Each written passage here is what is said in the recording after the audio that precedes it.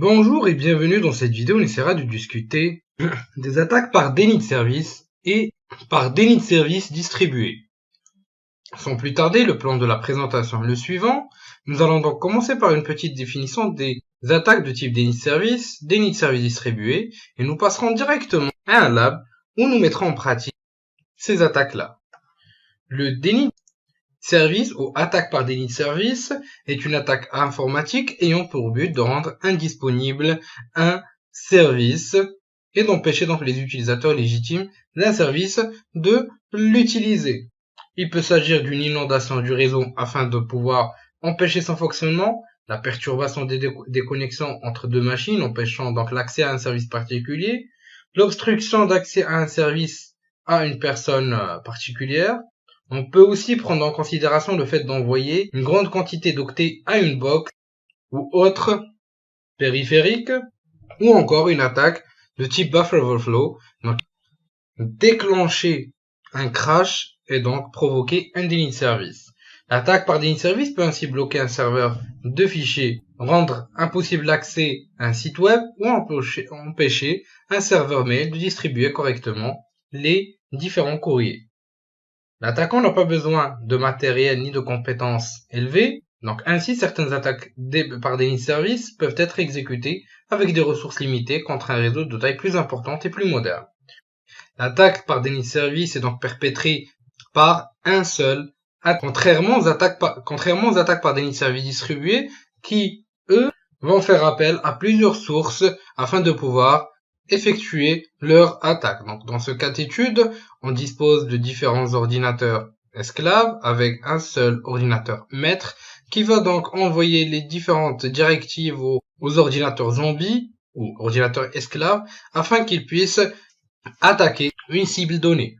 Ces esclaves, donc on est dans un cas d'étude où on a donc un ordinateur maître et des ordinateurs esclaves, c'est ce qu'on appelle des botnets ou machines zombies, donc on en va discuter vers la fin du chapitre.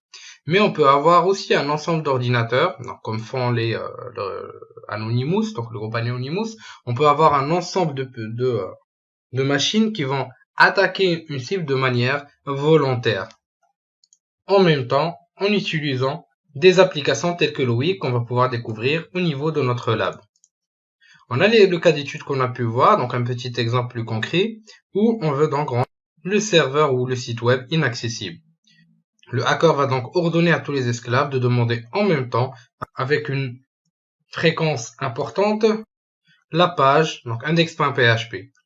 Et donc, suite à un grand nombre de requêtes en même temps, le serveur va crasher et donc le site sera inaccessible.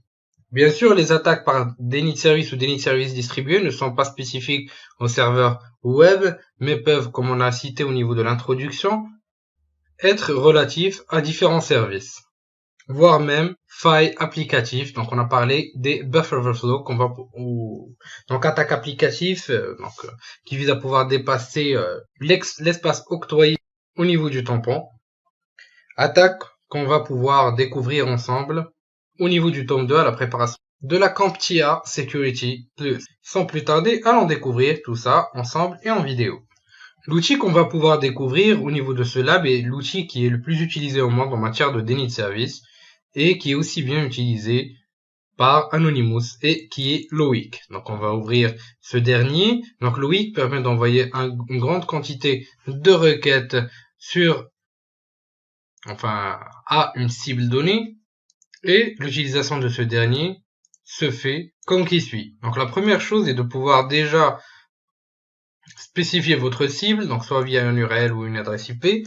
Donc par exemple, on va prendre comme exemple mon domaine et ensuite cliquer sur Lock On. Automatiquement, Loic va pouvoir récupérer l'adresse IP cible, donc le timeout on laisse par défaut, ainsi que le répertoire par défaut.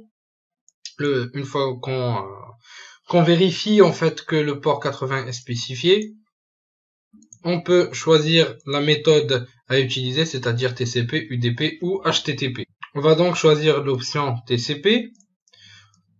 Ensuite, on devra choisir donc le nombre de processus, donc concurrents, donc le nombre de threads. entre autres, pour donner une explication plus simple et logique à la fonction trade, donc c'est le nombre d'ordinateurs simulés. Donc on va prendre par exemple 1000 et là on devra choisir en fait la vitesse d'envoi des différentes requêtes. Donc ce qu'on va faire, c'est qu'on va mettre le plus rapidement possible et on va lancer notre attaque comme qui suit. Donc je vous laisse imaginer ce qui peut arriver lorsqu'il y a un réseau qui est quand même assez sophistiqué, assez nombreux, donc quand on a des centaines de milliers d'utilisateurs qui vont en même temps simuler 1000 à 10 000 trades en même temps, ce qui n'est pas vraiment évident. Je vous dis donc merci de votre suivi et à la prochaine vidéo sur Alpha.